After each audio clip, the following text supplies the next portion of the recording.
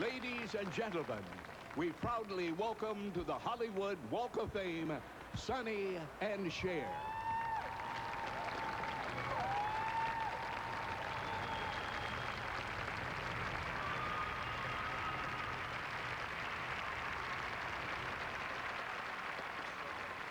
You know, these days when you hear a song you like, you sometimes have trouble understanding the words. And that's too bad because sometimes there's difficult. This is us trying to do an introduction to Raymond Burr, and it's actually my favorite thing that we've ever done. Hi. It's just us standing there against nothing, just being ourselves, and it's exactly the way we were with each other from almost the beginning till the end. You know, these days when you hear a song you like, you sometimes have trouble understanding the words. And that's too bad because there are really some beautiful lyrics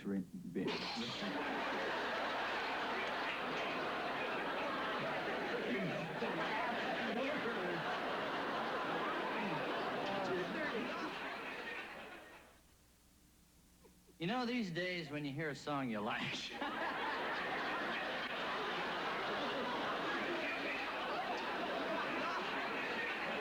No, we got it. I'm going to zip right in.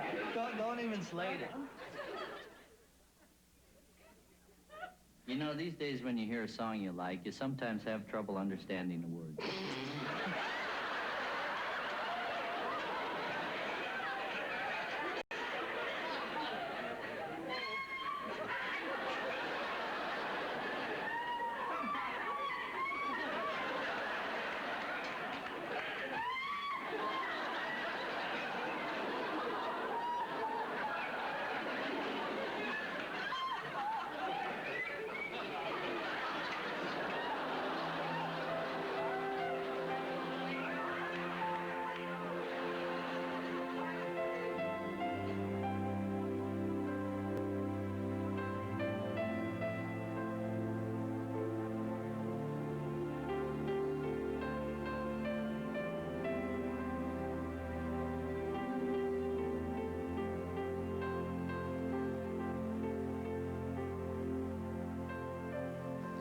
I know these halls like the back of my hand. For years, Sonny and I used to walk down this hallway on our way to the Sonny and Cher show.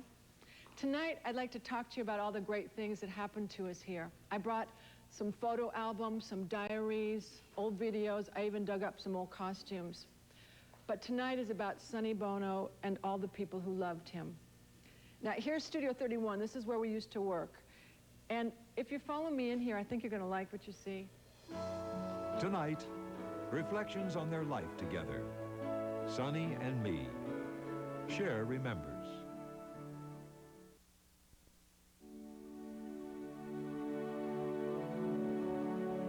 When I was little, I wanted to be famous. I went to see Dumbo when I was about 5 or 6 years old, and I wanted to be in animated films. Then I found out later that you can't be in animated films, and so I thought I would just be famous. When I was 11, I started practicing my autograph. I had the same autograph that I have now. If I hadn't met Son, I always thought I would have been a bank robber.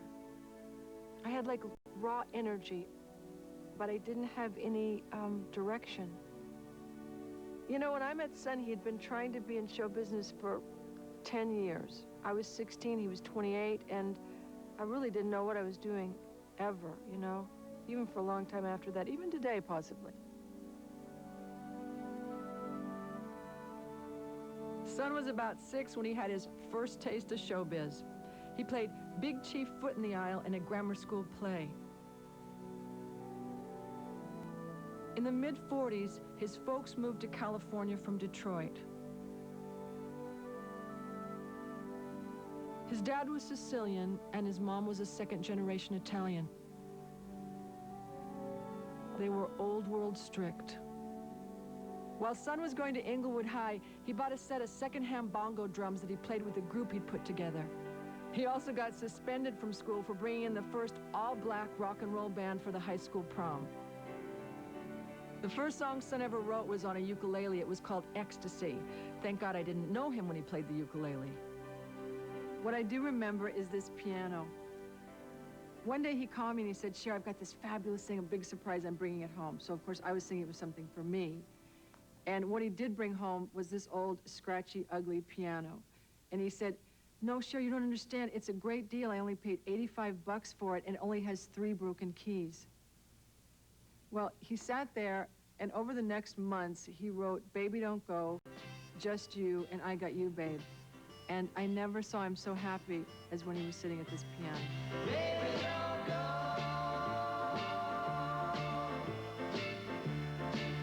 He was the worst piano player in the universe. He played like this, and he only knew 3 chords. And so he would play with one finger, and then he would make his chords with that hand. And he knew his artistry wasn't fabulous, but his personality was so great. So it was a combination of artistry, personality, and ambition, and the 3 kind of went together hand in hand. When we got together, we sort of generated each other. She was my inspiration. And it was just something that worked, you know, something that was right. And we pursued the music business, and here we are, knock on wood. I'll never forget the first time I saw Son. It was at a restaurant called Aldo's. You know, like in West Side Story, when Tony and Maria meet, it was like that. Everybody kind of went into soft focus, and there was Sonny, and he just looked, I don't know, it's like you meet people, but nothing really happens. But when I saw him, something happened. And so he and I kind of became, not friends, I annoyed him.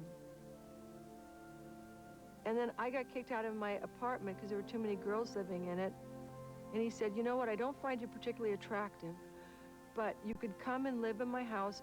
And he and I stayed in the same room and slept in twin beds. And so we got along really well, and he was so different. I never met anyone like him. And one day, we just realized that we'd fallen in love. Big brown eyes, he came my way. I didn't know then what he had to say. I could tell that he felt bad by the way he looked, that he was sad, oh yeah. Well, my family didn't know about Sonny. I told them I was living with a stewardess. And so when they actually did find out about him, they weren't really happy. But my mother's therapist said, if you try to, you know, tear her away from him, it'll just become more, and if you just let it go, it'll just be a whim and she'll get over it. In spite of herself, she really did like him, and in later years, they got really close. This is the first present, actually, that Sonny ever gave me, and it was a ring that had emerald crystals. And I thought it was the crown jewels. I thought it was the most beautiful thing I'd ever seen. And I actually never took it off. I put it on, and after that, I really didn't take it off. When I met Son, he was working at a record distributor, and he landed Phil Spector as a client for the company. And Philip was huge at that time. I mean, Philip was like the wonder boy. So one day, Son called and he said, I'm leaving the office. I'm gonna come by and honk, lean out the window. So I went to the window and I saw Son, and instead of being in his Monza, he was in a car just like this Cadillac here, and he was sitting there, he had his arm sticking out of the driver's side, you know, and he looked up at me and he went, hey, Cher, like that. And he was so thrilled, and I knew that this was more than a car for him. This was a symbol that his luck was starting to change. So Son went from promoting records for Phil Spector to becoming his right-hand man. He loved the business so much, and he wanted to learn everything that he could learn about producing from Philip. In a short time, he went from getting coffee to playing percussion to singing backup. The first time I was ever in a studio, and it was at Gold Star, Studio A, and I was 16 years old. I was waiting with Son. Phil Spector was a producer, and one of the girls got a flat tire, and so Philip said, you know, Sonny says you can sing, just get in there. And I was terrified. I mean, I was absolutely terrified. I was trying to qualify, like, what I thought my singing potential was. And he said, look, I just need some noise, just get in there. We sang background for a year, and then Son decided that we should just go out on our own and sing. Until I met her, it sounds very corny, but something came together when we came together. And what was it that he gave you? He said, you can sing. You can sing. And I got up and sang. Sonny had this cute little Caesar-style haircut, and he thought that I looked like Cleopatra, so we started singing as Caesar and Cleo.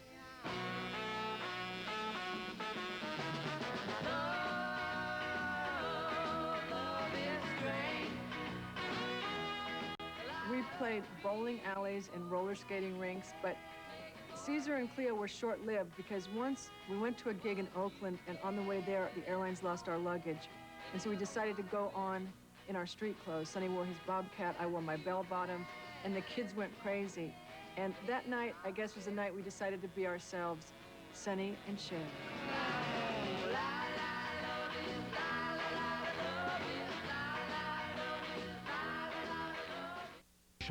What am I supposed to weigh, agreed to my height? 110.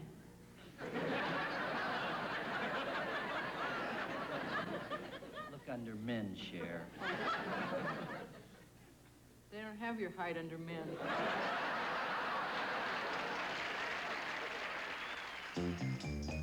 These are some of the costumes that Son and I wore on our show, but in the beginning, we made our own clothes. I would draw up the design, and then I'd buy the material, and then these two girls who lived in our basement would sew them up for us. I actually had the idea for this design in a dream. When things ain't going right. And then one day, Son and I were driving down the street, and I saw this fur blowing in the wind, and I said, Son, back up. And this bobcat vest became his signature look. The way we dress, they like the fact that we wear colorful clothes, and we do too. You know, that's us, and that was really us. Clothes definitely helped us get noticed.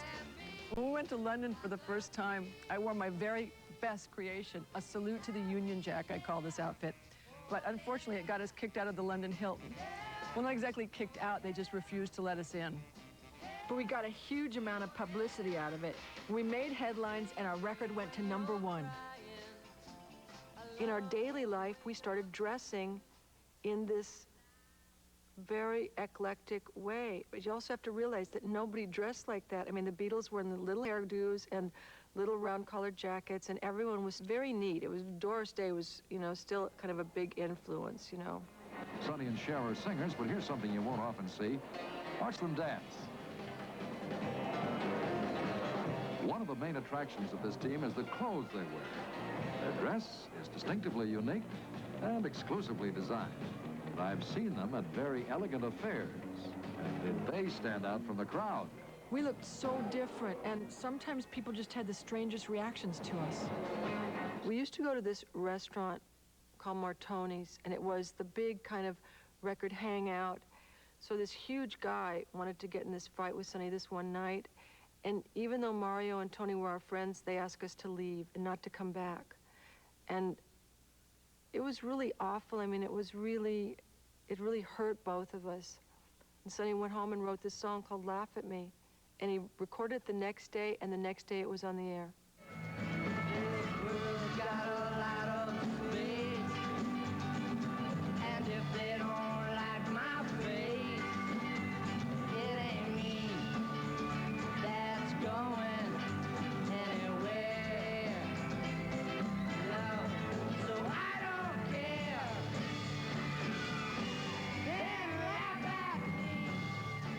Son always said that he wasn't a really great singer. The only thing that he was really great at, naturally, was writing. When he wrote Baby Don't Go, the only thing he could find to write on was shirt cardboard. So after that, he was superstitious, so he would only write on shirt cardboards. Either that side or that side actually didn't make any difference. The last time I was on Hullabaloo was about 3 months ago, and I had never heard of our next guest. In fact, very few people had ever heard of Mr. and Mrs. Salvador Bono. But now, all of a sudden, they have 5 big hits. Records in the top 50. The next 2 stars of the 20th century. So here they are right now with this week's Shindig Pick of the Week entitled I've Got You, Babe. Sonny and Cher!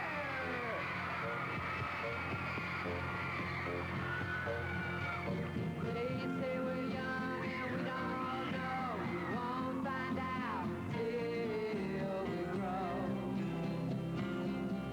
Well, I don't know if all that's true. You got me, and baby, I got you. I remember the first time Son ever played me I Got You, Babe. It was in the middle of the night, and I said, you know, I don't think I like it very much. I don't think it's your best work. I'm going to bed. They say our love won't pay the rent. For it turns our money's all been spent. I told Sonny one day, I want you to write a song, and I want there to be a modulation in it. I don't care what the song is, I just want to modulate.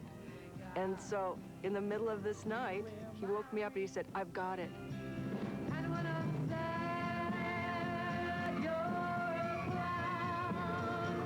And if I get scared, you're always around. So let them say your hair's long. I don't care with you, I stand. And I wasn't very crazy about the song, but I did love the modulation. So he said, I've written it for you. And that was basically how I Got You, Babe got started. I got you, babe. We got this offer to do Ed Sullivan, and when I was growing up, I remember seeing Elvis on Ed Sullivan. I remember seeing the Beatles on Ed Sullivan, and I remember seeing everybody, like all the important people. If you got important, you went to Ed Sullivan. Within the past 3 months, they've amazed everyone in show business by getting 5 hit records in the top 50, in addition to 2 albums, which is just incredible. I was completely petrified, but I think Sonny was, for the first time, too, really petrified. So it's a pleasure to introduce my dear little paisans to you. Here are Sonny and Cher, and let's have a nice hand. I just thought, my God, I'm on TV, and this guy's calling us Sonny and Cher. Where do you go when you're too young? I got you, babe. Baby, don't go. Just you. All I really want to do is laugh at me. It doesn't happen very often, but we had 5 songs in the top 20 at the same time. The only other artists to do that were Elvis and the Beatles. We even knocked the Beatles out of first place. But Sonny knew that we couldn't stay up there forever, so he had this idea to do a movie like A Hard Day's Night. And that movie turned out to be Good Times. They say we're young and we don't. Good Times was a spoof on all the old Hollywood movies like Tarzan and Maltese Falcon and High Noon. I wasn't very good at it, but Son was terrific. Sure, I got it. I'm king of the jungle.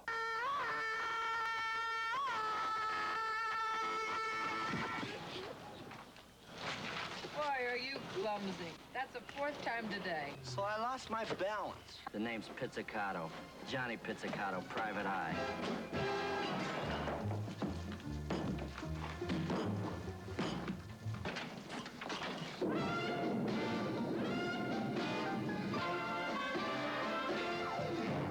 Who let you in, mister? I came here to warn you, but what if the Ruthians killers followed me? You'll be here any second. What do you think?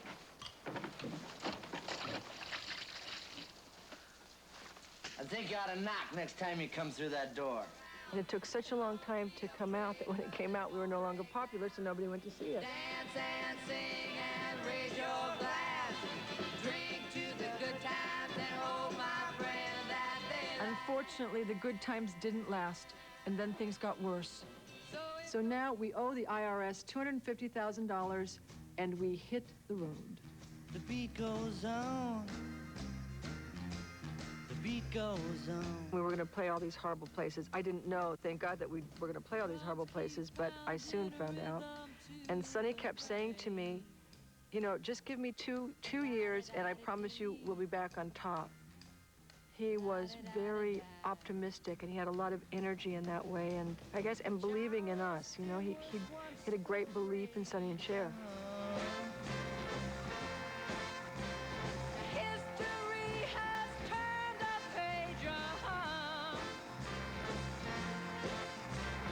beat goes on.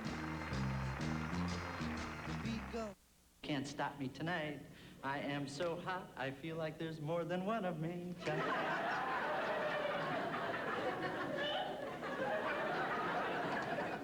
Just think, if there were 7, I could be Snow White.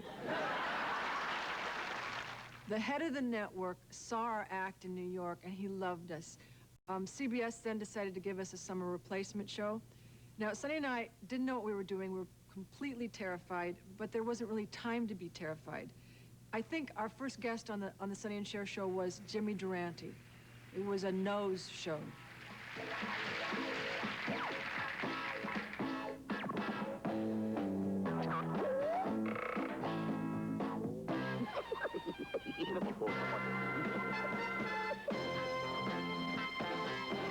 Off with his head. No, Father, no! No. I want to marry him. Spare his life, and we'll give you grandsons. Many grandsons.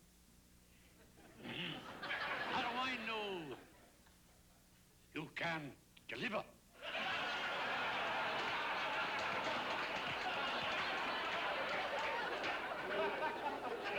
Down, John, down. You know the monologues that we used to do at the top of the show? Well, Sonny and I had developed those monologues long before there was a Sonny and Cher show. It started when we were down and out. We started playing these really horrible pit hotels and restaurants. And we had no act. Actually, we had no audience. And so we started doing these jokes for the band. Folks, I don't know if you know this, but I have a very tough job up here. It's called, well, I humbly say it's called carrying the show. And what it is I do the talking. So, you know, if you think that's easy, why don't you just talk and I'll stand here and look away. Look a little bored and play right here a little bit. And then if somebody can lend me a big nose, we can get started. There's more to getting into shape than meets the eye. There is. Actually, I guess so. Would you like a surprise? You got one?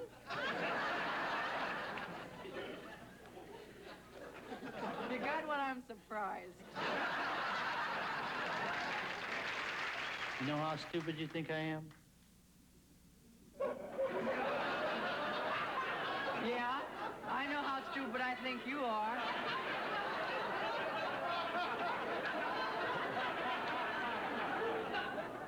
No, I said that wrong.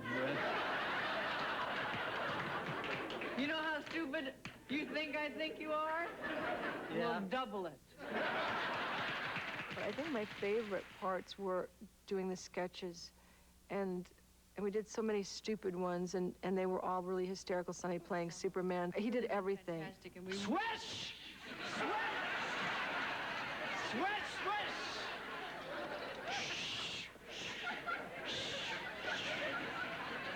Yeah!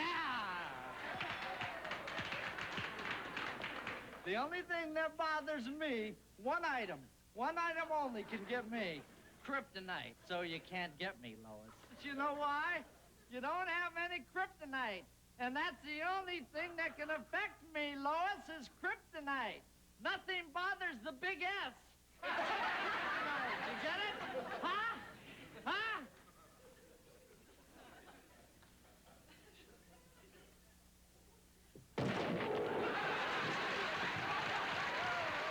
The Vamp was really one of my favorite ones, when he played the preacher and I played Sadie Thompson.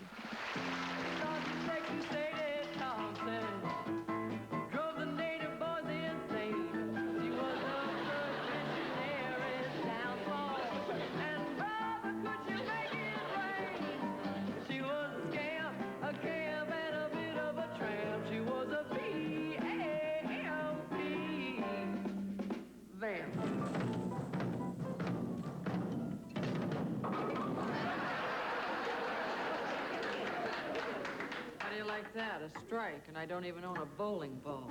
Yeah! When people say you're not my kind.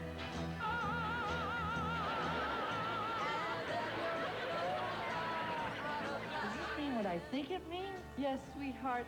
I'm knitting us a baby. And that your hair is combed all the time.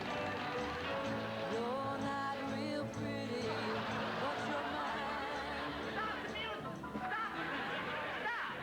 Wait a minute! What's everybody whispering about? We have a great big old society that won't make room for folks like you and me. Tinkerbell, come here, darling. Tinkerbell. How do you do? I'm fat. I used to be. Hello! We got a great thing going, and it's gonna keep right on going. I mean, understand this. Understand this. All right. You understand it? If you say it, I'll understand it. Little John and I are really seeing each other. I mean, we're really seeing each other, you know? Yeah! Well, I really like Sonny and Cher. Especially Sonny. But until that time, they'll have to blow their mind. Gold! I've got gold nuggets! In this kind of weather, everybody gets cold nuggets. It ain't us that's gonna Hi, Chas. lose this fight. I wonder what she's going to give Sonny this year. Last year, she gave him the shaft. If they look in your eyes, they'd see. I thought I saw a goodie bag. You're not real pretty, but you belong to me. Carol Burnett.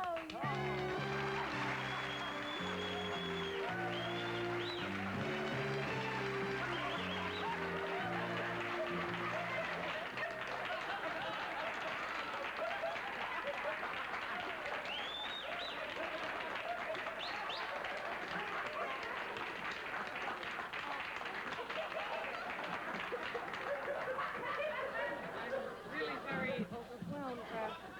Cher, I don't know if you've ever known, but you're my idol.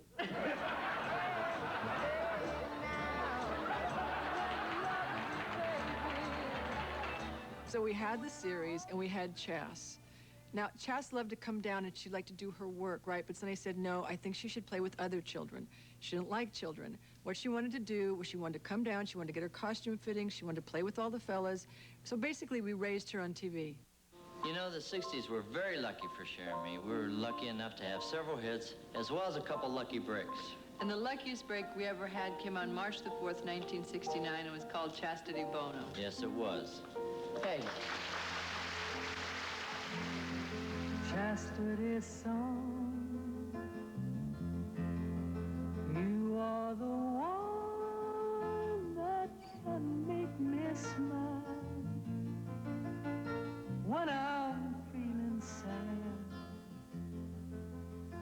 You come close. Son was a terrific father. I mean, when we had Chas, I was terrified. And he used to, like, be making pasta in one hand and have her in the other. And he was great. I mean, he would make up stories. He'd make up characters, Ogleby and the Good Princess Garbage. And she knew that he was a little bit strange, and he had this really weird sense of humor. Baby girl, you make my world bright and shining new. When I look at you,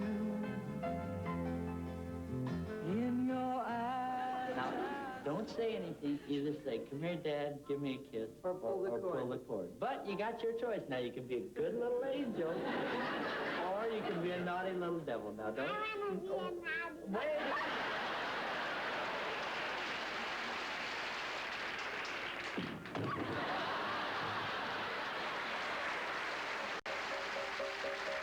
Saucy, shady pumpkin. Coordinated boys and saints. He was the flower of the island. And boys, she can make it rain. Now's the time. Good night, everybody. God bless you. All right.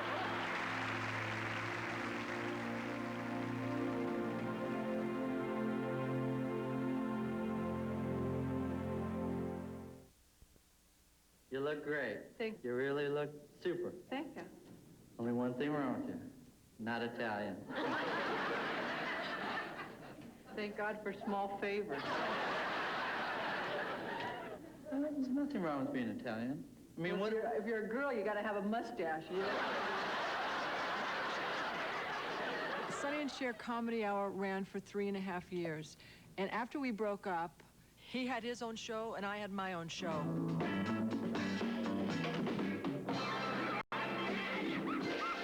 It's the Sonny Comedy Review. Ladies and gentlemen, Mr. Sonny Bono.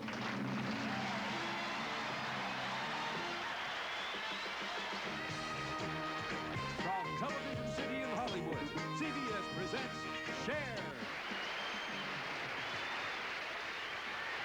We were still close, though, because we went out on the road together for about 1.5 years after that. We still got along. I mean, we lived together in the same house for a year, and we weren't together.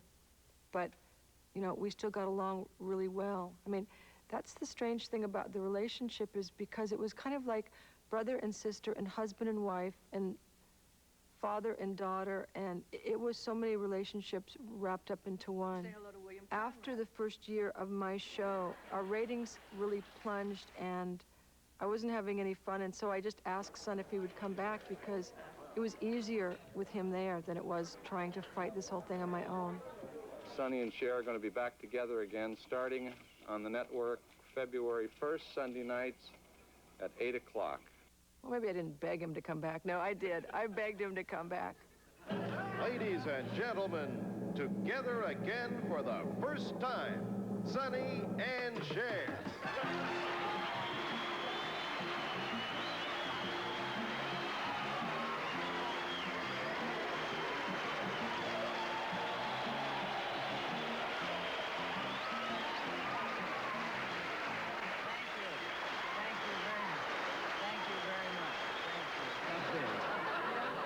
Well, folks, well, I don't know if any of you heard about it, but see, Cher and I aren't married anymore. Oh, you mean you haven't heard? No, it's true. Yeah, no, but now for the good news. We're back. You know what's dynamite about this dress? I don't see any panty lines. What are you doing, taking inventory? Are you, I was just wondering if you were wearing those seamless panties I've been reading about on TV. You read TV?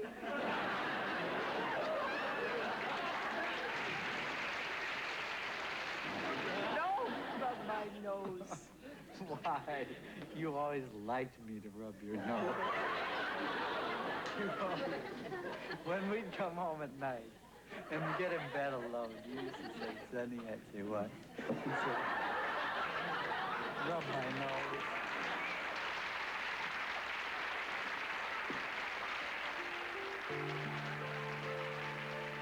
I guess the toughest time for me was right before we split up. I imagine that for Son, it was right afterwards, or when the Sonny and Cher show actually broke up for good.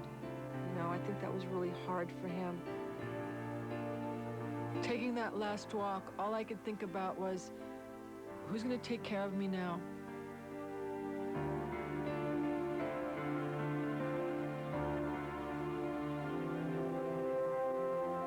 We remained friends. Son went into the restaurant business, and I got serious about my acting. It would be 10 years before we performed together again.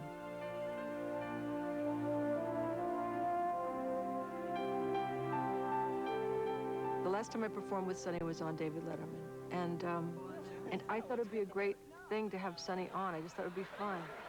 Remember the day you invited me to the beach and you came running down the hallway? This was so awful, it broke my heart. You came running down, you were in love with Melissa. He came running down the hallway, and I stepped out of the bathing suit, and he was like, oh, all right, I guess you could come along, come along. You know what, it was like no time had passed, and we were just, you know, back in it. Like, we just could hit stride immediately.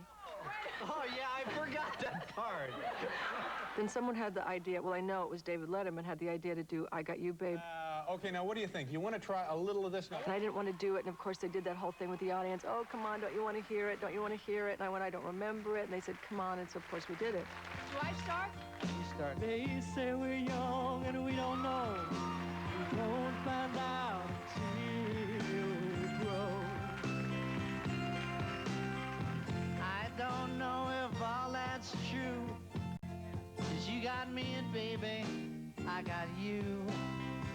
I felt really good that we hadn't lost that thing that we had. I thought that was great. And also, it was really fun to be back and doing that thing, you know, because I don't do it with anybody else. I only did it with him. In the spring, I've got you. And it started off to be really great, but then people were crying everywhere. You know, Mary was crying, Chassie was crying, Pages were crying, you know, the audience was crying. So it was a little bit hard for me when everyone started getting so emotional. I got you, babe. I got you, babe. Son had always been the strong one for me, but by the end of this song, I realized that for the first time, I felt I had to be the strong one for him. I know that people have an idea of what we were and what we meant to each other, but I don't think it's exactly, I don't think it's enough. I don't think people knew enough. I mean, they saw it as a show and they saw it as business and they saw it as popular, but I don't think that they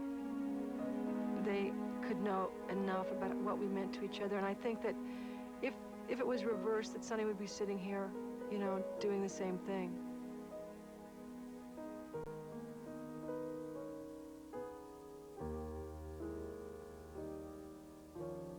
There was a boy,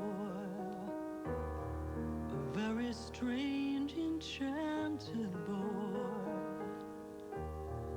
They say he wandered very far, over land and sea.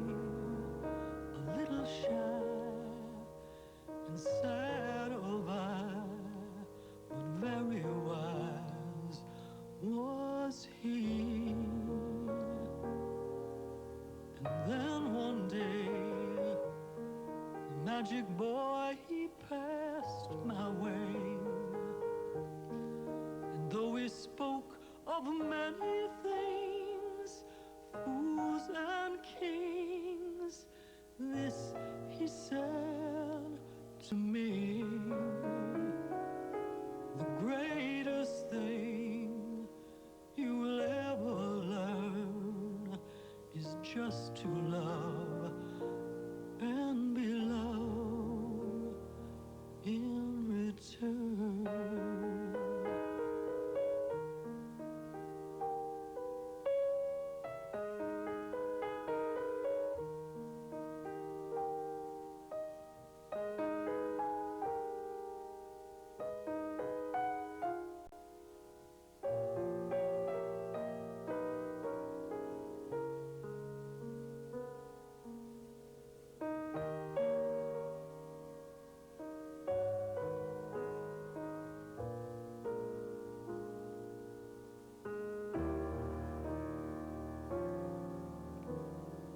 Then one day, the magic boy, he passed my way.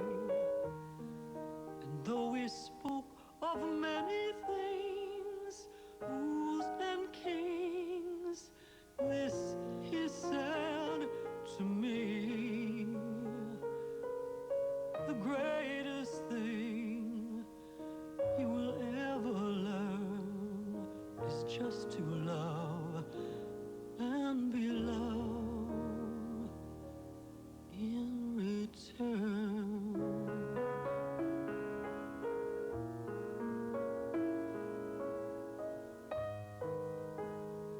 The greatest thing you will ever learn is just to love and be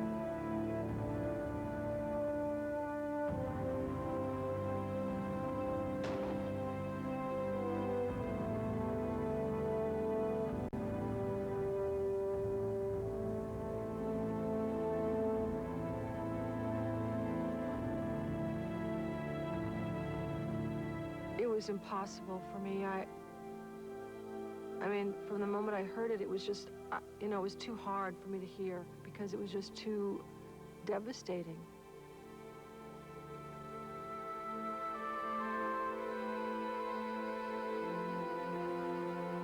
When I got to Palm Springs, it didn't occur to me that they were going to ask me to, you know, to make the eulogy. So then I got really nervous about what it was going to be like, and I kept asking Chastity, I kept saying, Chast, what if I get up there and I just am hysterical and I can't say all the things I want to say? And Chastity said, Mom, you're a professional. When you get up there, it'll all come to you and you'll just do what you have to do.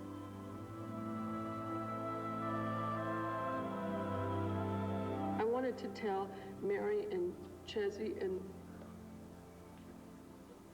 Gianna how proud I am of what he made himself after we were separated and his accomplishments. And I know that a person just doesn't decide to become a congressman in the middle of their life and then be one, but it's so typically Sonny to do something so crazy like that. And also, it puts me at peace to know that, you know, in the end of his days, that he had such a wonderful family life, and I know how much he loved Mary and Ched and Gianna, and I know how much they loved him. And also, I know how much he loved his friends. He was the greatest friend.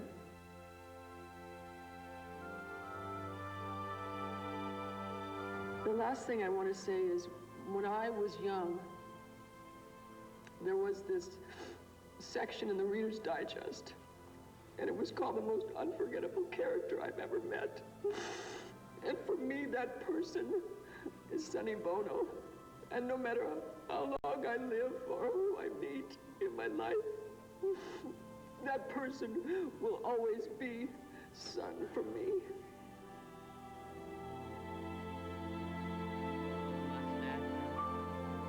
How is it tonight? What do you think? Huh? It affects your mother the same way. I just win all the time. I guess that's so we don't have a pot. But at least I'm sure of all the things that we got.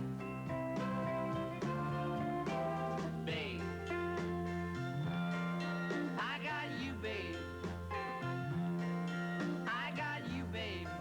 Good night, everybody. God bless you. Good night, everybody. God bless you. Thank you. Good night.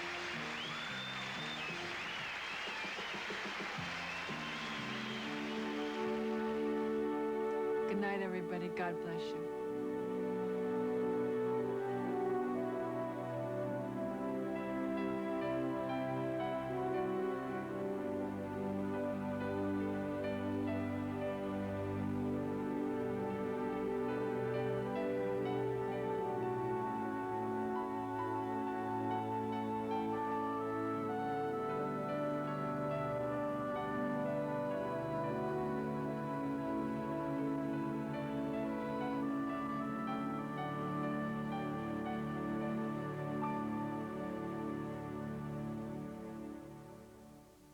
Told you about the new Sonny and Cher movie that's being made for television with the blessings of Sonny's widow, Mary Bono. But another of Sonny's former wives is not pleased about the project. And Cher sat down on her new movie set to tell us why. I don't think Sonny and Cher should be done for TV. I don't like it. I would never have anything to do with it. A controversial TV movie will tell the story of her life with Sonny Bono, but Cher won't be watching. The legendary diva gave E.T. an exclusive interview in Rome on the set of her upcoming feature film, and she said she fears the Sonny and Cher project won't represent her side fairly because it's based on Sonny's autobiography. I don't think it's right. I don't think that particular thing is right. I think when Sonny wrote that book, he was still really angry. And also, my daughter read the book and said, don't read it. It's full of so many inaccurate things that you wouldn't want to read it. She was shaking with sheer terror. It was awful. That's because you were coming to bed. The movie will chronicle the couple's rise to fame and eventual breakup. And executive producer Larry Thompson insists it will be an honest depiction made with the cooperation of Sonny's widow, Mary Bono. She will be a consultant with us, and she wants it to be good, as we want it to be good. it. She wants it to be accurate. We want it to be accurate. Thompson invited Cher to contribute to the movie, but the actress declined, insisting the story of her romance with Sonny is too wild for network television. You can't tell the real story and be in the confines of those kind of censors and stuff like that. It doesn't come under that heading. Despite her opposition to the TV movie, Cher would support a dramatic retelling of her life story with Sonny, but only for the big screen. I would do it as a film, because Sonny and I were really visual, you know, and I would do it as a real film, but not some, you know, cut rate, you know, dime store version. And as for who could play the 70s duo, Cher believes a nationwide search will turn up the right actors. It's so strange. Not long ago, I was watching a movie, and I looked at the actor, and I thought, you know what? He doesn't look like it now, but his face reminds me of Sonny. And the beat goes on. The Sonny and Cher story is set to air on ABC next year. That new movie Cher is making in Rome, Tea with Mussolini, is due out next year as well. And we'll be right back. After years off-screen and after the tragic death of Sonny Bono, Cher has returned to a leading film role. Now Cher sits down to talk with E.T. about Sonny, her tattoos, and the movies in this E.T. First. Action. Does my stupid butler think that I'm wintering in Monte Carlo, for God's sake?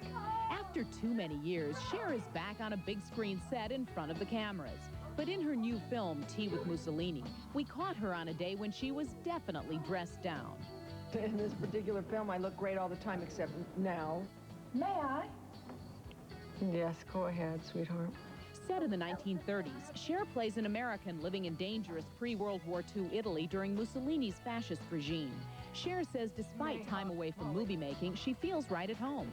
I think it's like riding a bicycle. It doesn't mean that you do it as well, but you kind of just do it. The movie often calls for Cher to lose her cool, and she admits that's a trait she shares with her character, in a way. She's very quick to be angry and then very quick to cool down. I'm very long to be angry and very long to cool down. One thing steaming Cher right now is the upcoming TV movie about Sonny and Cher based on Sonny's autobiography. She says if she were to document her life, it would play on the big screen. Oh, I would do it as a film, because Sonny and I were really visual, you know, and I would do it as a real film, but not some, you know, cut rate, you know, dime store version. Cher rarely pulls her punches and still makes news with her every move. Now she's decided to get rid of one of her trademarks, her tattoos. No, it's not painful at all. It's done with a laser, and they put a numbing cream on it, and it takes like 2 seconds. I've had it with them, you know. I mean, I did it at a time where no one did it, and so it had a much more of a meaning for me. I've had them for so many years, and so right now, I just think they're silly. Cher's Tea with Mussolini also stars Joan Plowright, Maggie Smith, Judi Dench, and Lily Tomlin. Look for it in theaters in December. Roma Downey. Even with the loss of her former husband and partner, Sonny Bono, earlier this year, Cher is moving forward. She has returned to the big screen with work on a new film, and she has returned to singing with a brand new album that's sure to shake up the music business. Right now, we have your first listen to new tunes from Cher. No matter how hard I try, you keep pushing me aside. Pop diva Cher has a new techno sound for her latest single, Believe, which has just been released in Britain. Do you believe in life after love? The new CD comes on the heels of filming a new movie in Europe, Tea with Mussolini. Action. Does my stupid butler think that I'm wintering in Monte Carlo, for God's sake? In the film, Cher is caught up in dangerous pre-World War II Italy, and her return to the big screen may be like her approach to music. Just go for it. I kind of had to jump in feet first on this film, you know. I mean, I don't know if it'll be good, but you know, we'll see what happens. But singing was Cher's first love, so it seems fitting that Believe is dedicated to the memory of the man who started her legendary career, Sonny Bono. And it's her first release in 2 years. It's a good enough record that if the timing's right, it could be a hit. Do you believe in life after love? Cher's first single, titled Believe, from the new album of the same name, hit stores nationwide 3 weeks from today. From